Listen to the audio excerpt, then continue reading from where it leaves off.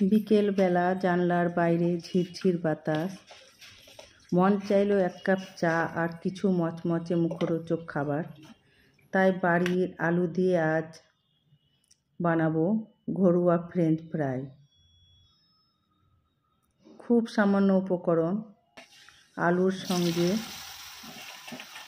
Cornflour, লবণ আর লঙ্কার গুঁড়ো দিয়ে তেলে ডিপ ফ্রাই করে নিলাম।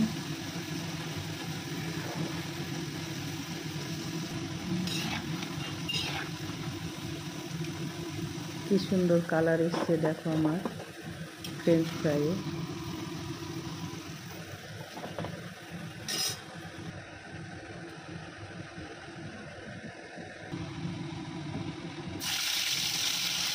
বাকিগুলো এইভাবে ভেজে নেব।